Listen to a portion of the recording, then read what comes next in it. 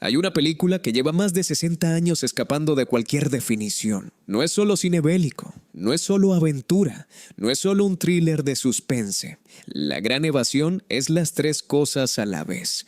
Y encima se permite el lujo de tener la mejor persecución en motocicleta de la historia, antes de que nadie supiera lo que era una persecución en motocicleta. Steve McQueen botando su pelota de béisbol. Charles Bronson enterrado hasta el cuello en tierra alemana. Una fila de hombres desapareciendo por un agujero en el suelo hacia la oscuridad. Y esa marcha que no abandona tu cabeza ni aunque quieras. Detrás de todo eso, hay una capa de historia que la mayoría del público nunca llegó a ver. Veteranos de guerra que se escondían a plena vista en el set. Un romance que comenzó como una bravuconada y terminó como una historia de amor de por vida. Esta noche cavamos hasta el fondo y exploraremos 21 datos que desconocías sobre esta obra maestra. Número 1. McQueen contra McQueen. La escena más icónica de la película esconde un engaño que lleva 60 años oculto a plena vista. Durante la persecución en motocicleta, Steve McQueen no solo pilotaba al fugitivo, también conducía a uno de sus perseguidores. El director John Sturges le permitió disfrazarse con el uniforme de un soldado alemán y unirse al pelotón de motoristas que cazaban al personaje que él mismo acababa de interpretar segundos antes. El montaje hizo el resto. El resultado es técnicamente un actor persiguiéndose a sí mismo por la campiña bávara, algo que no había ocurrido antes en el cine y que probablemente no ha vuelto a ocurrir desde entonces. Si lo sabes, no puedes dejar de verlo cuando se acercan los motoristas. Uno de ellos va demasiado bien, demasiado cómodo sobre la máquina. Ese es él. Número 2. El ingeniero real de los túneles. Antes de que existiera Danny, el rey de los túneles, existió Wally Floody, piloto de caza canadiense derribado sobre Europa, enviado al Stalag Luft 3, donde se convirtió en el arquitecto de facto de la red de túneles más ambiciosa de la historia de los campos de prisioneros aliados. Lo trasladaron a otro campo semanas antes de la fuga. Un movimiento administrativo alemán que sin saberlo le salvó la vida. Años después, cuando Hollywood se puso en contacto con él, Floody pasó más de un año trabajando como asesor técnico en la producción. Recorría los decorados, inspeccionaba cada réplica, corregía cada detalle que no cuadraba con su memoria. Tener al hombre que diseñó los túneles reales vigilando cómo se filmaban los túneles de ficción no era un detalle menor. Era historia supervisándose a sí misma. Número 3. El miedo que no requería dirección. Hay actuaciones que se construyen en un conservatorio. Hay otras que se arrastran desde la infancia sin que nadie pueda enseñarte a deshacerte de ellas. Charles Bronson pertenece a la segunda categoría. De joven trabajó en las minas de carbón de Pensilvania, encajado en galerías subterráneas que le dejaron una claustrofobia clínica que lo acompañó el resto de su vida. Cuando Sturges lo eligió para interpretar a Danny, el hombre que vive y muere en los túneles, obtuvo sin saberlo algo que ningún proceso de casting puede garantizar: reacciones auténticas. Cada momento en que Bronson lucha por respirar bajo tierra no es una decisión de interpretación. Es el sistema nervioso de un hombre respondiendo a un estímulo real. Eso no se filma, se documenta. Número 4. El prisionero que volvió al campo. Donald Pleasence interpretó a Blythe, el falsificador de ojos cansados que pierde la vista entre papeles falsos y tensión acumulada.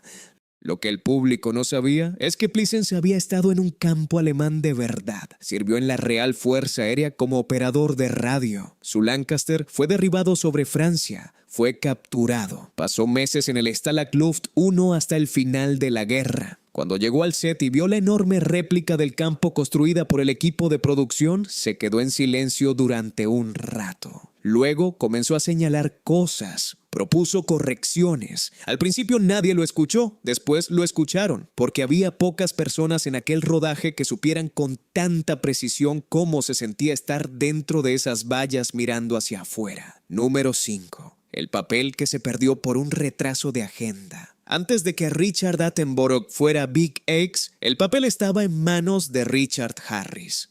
Las negociaciones estaban avanzadas, el acuerdo casi cerrado, pero la producción de esta vida deportiva, en la que Harris también trabajaba, acumuló retrasos que hicieron imposible compatibilizar los rodajes. Harris tuvo que retirarse. Attenborough entró en su lugar, llegó al personaje en el último momento y entregó probablemente la actuación más sólida y contenida de toda su carrera hasta ese punto. Es uno de esos casos donde el error de planificación de alguien generó la mejor decisión de casting posible. No hubo un proceso reflexivo detrás. Hubo un conflicto de calendarios, una llamada de teléfono incómoda y una sustitución apresurada que el tiempo convirtió en inevitable. Número 6. El alambre que nadie compró. Cada metro de alambre de espino que aparece en la película fue fabricado a mano por el equipo de producción. No era metal, sino tiras de goma negra atadas a intervalos regulares sobre cuerdas de caucho, nudo a nudo, durante semanas. Para avanzar al ritmo que requería la escala del decorado, el trabajo se repartió entre todos. Actores, técnicos, personal de catering. Steve McQueen pasó horas sentado atando nudos de goma junto a electricistas y maquilladores. Es el tipo de trabajo que desaparece completamente una vez que la cámara empieza a rodar, invisible por diseño. Pero cuando ves esas vallas imponentes en pantalla, estás viendo también las horas de trabajo de las manos de las personas que construyeron la película alrededor de ellas. Número 7. La máquina que viajó en el tiempo. La motocicleta que McQueen conduce en su intento de fuga es una Triumph TR6 Trophy, fabricada en 1962. La acción de la película transcurre en 1944. La diferencia es de 18 años de evolución mecánica y estética, lo que para cualquier aficionado a las motos equivale a colocar un smartphone en una foto de los años 40. El equipo de producción hizo lo que pudo. Eliminó elementos modernos, añadió suciedad y envejecimiento artificial y rezó para que nadie mirara demasiado de cerca. Los fans de las motocicletas han señalado el anacronismo durante décadas, pero nada de eso habría existido si McQueen no hubiera insistido en incluir la motocicleta, porque en la fuga real no hubo ninguna. McQueen puso esa escena en la película prácticamente a la fuerza.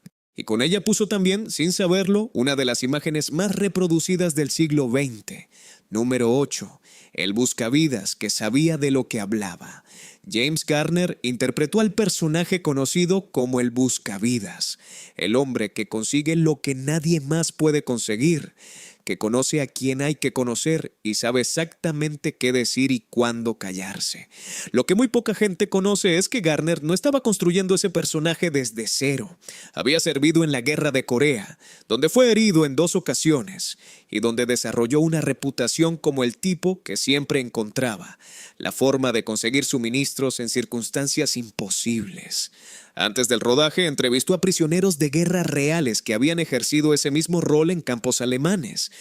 Quería entender la arquitectura mental detrás de ese personaje. El resultado es una actuación que no parece interpretación sino observación. Garner no inventó a ese hombre, lo reconoció. Número 9. La bravuconada que se volvió biográfica. En el set de La Gran Evasión, Charles Bronson le dijo a David McCallum que iba a robarle a su mujer. McCallum estaba casado con Jill Ireland. Todos lo tomaron como la fanfarronada de un hombre con demasiada confianza en sí mismo. 4 años después, Jill Ireland y David McCallum se divorciaron. En 1968, Ireland y Bronson se casaron. Permanecieron juntos hasta la muerte de ella en 1990.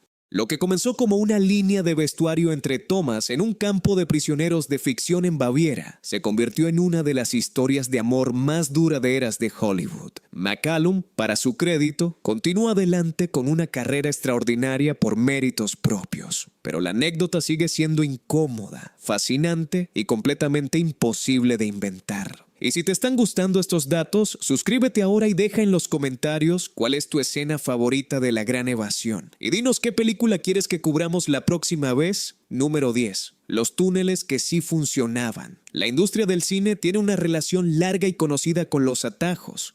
Las maquetas sustituyen a los edificios. Los fondos pintados reemplazan a los paisajes.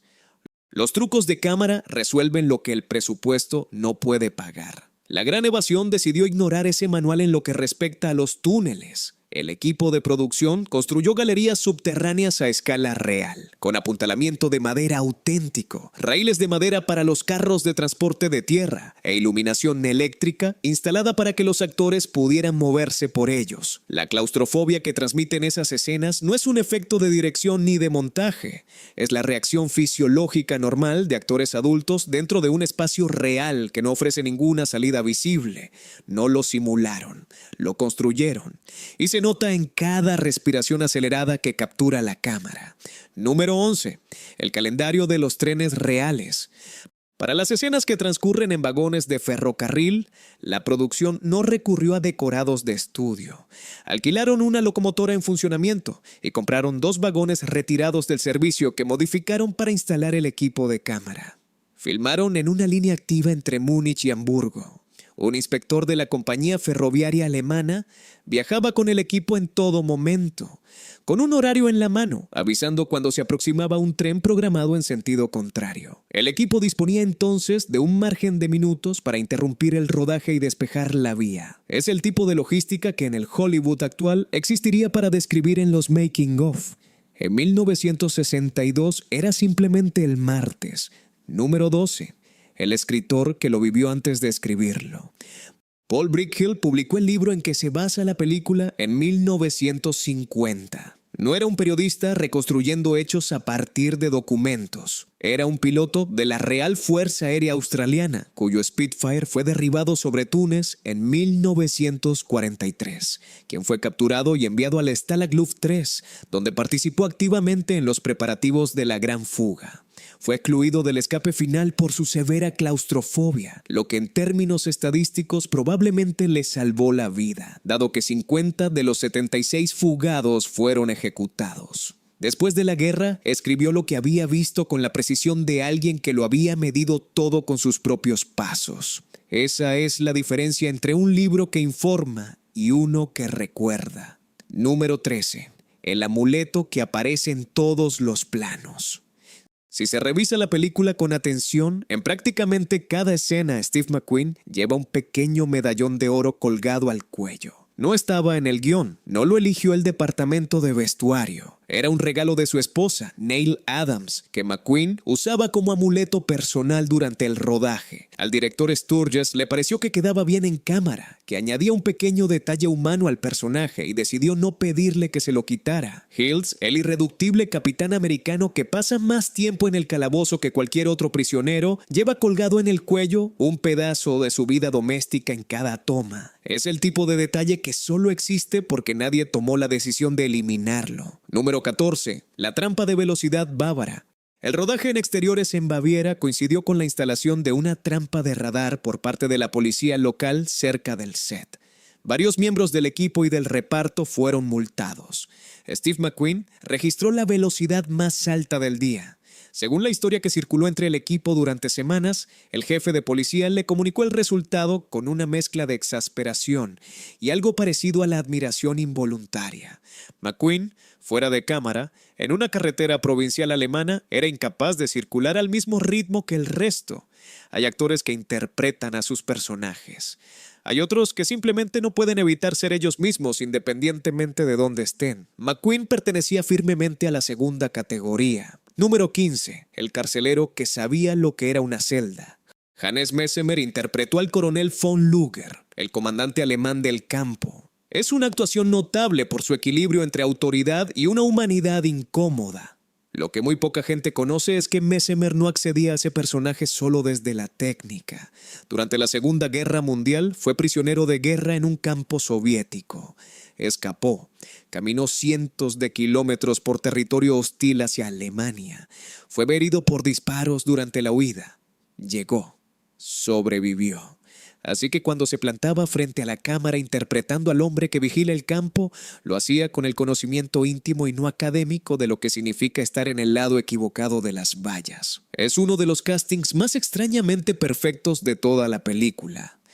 Número 16. El ídolo del pop que nadie identificó.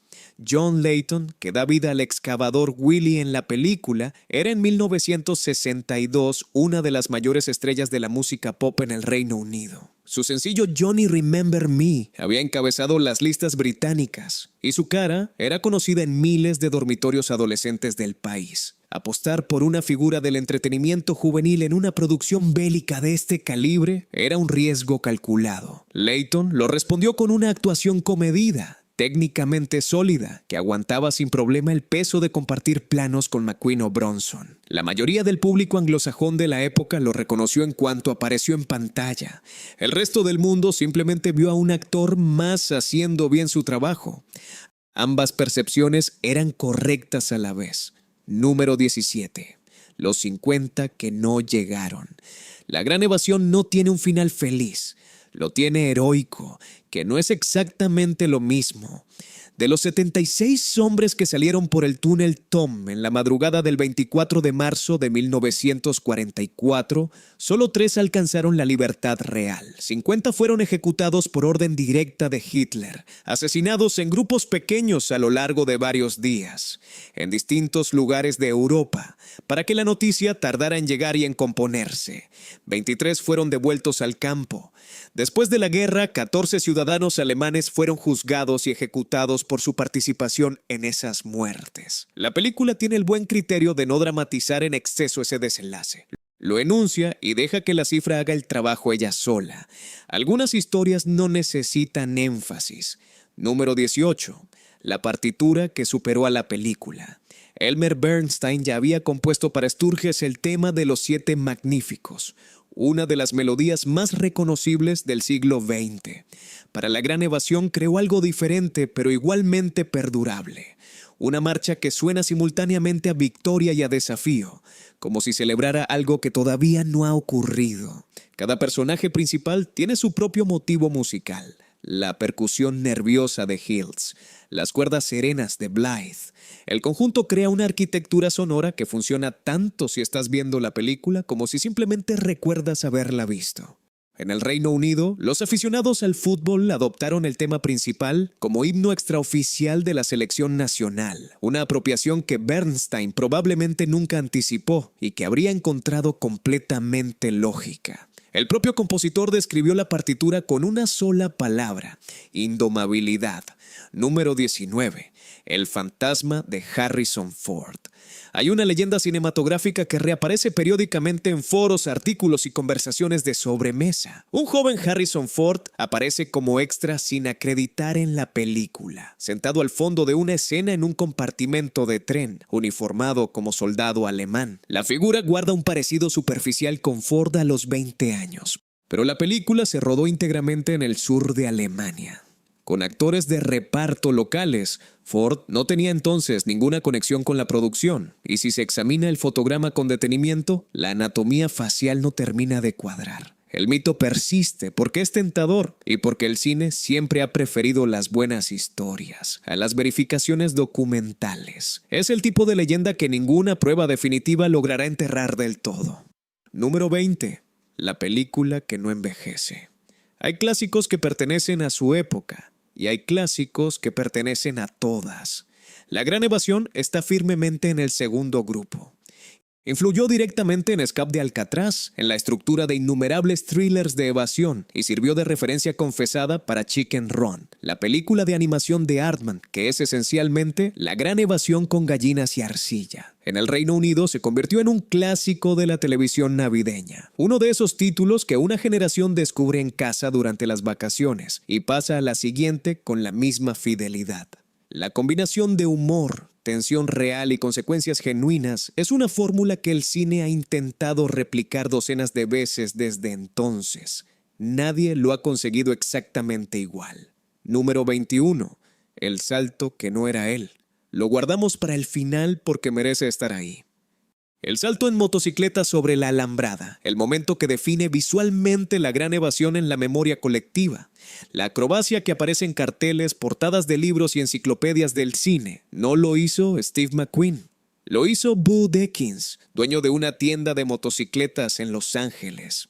Amigo personal de McQueen desde hacía años, reclutado específicamente para ese plano. McQueen había intentado el salto durante los ensayos y se había caído. La aseguradora de la producción se negó a autorizarle otro intento ante la cámara. Ekins saltó casi 20 metros en una sola toma, sin red, sin repetición. El montaje fue tan limpio que el público tardó años en descubrirlo.